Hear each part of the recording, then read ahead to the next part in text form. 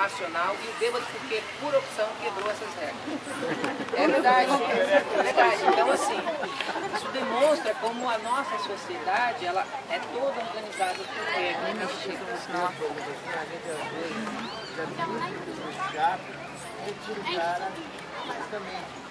E é errado isso também. Deixa que a própria sociedade retira esse tipo de coisa. Então ele tinha quase 800 quilos de cena. Agora a gente não sabe demorar isso também.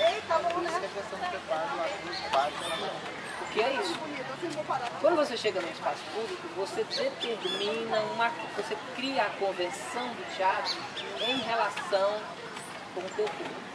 Ela é criada, mas ela não é garantia que ela vai se assegurar até o fim da festa. A qualquer momento essas convenções podem ser quebradas. Por isso que ela é democrática. Porque quando você chega no espaço e determina que vai ter alguma coisa, faz um cortejo, então você está anunciando para as pessoas, vai convidando, você está estabelecendo. Não precisa dizer para a pessoa, vamos fazer teatro aqui. O teu cortejo, o teu olhar e o teu convite está estabelecendo isso com ela.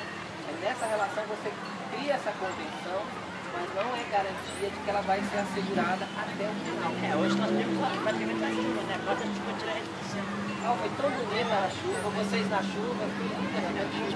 Eu tava torcendo para que chovesse. Agora vem, olha aí. Olha pra trás.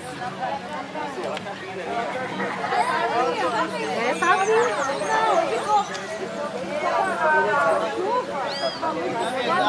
Olha os relâmpagos. 4 anos eu nunca fiz essa declaração dessa pessoa. Alguém quer falar mais?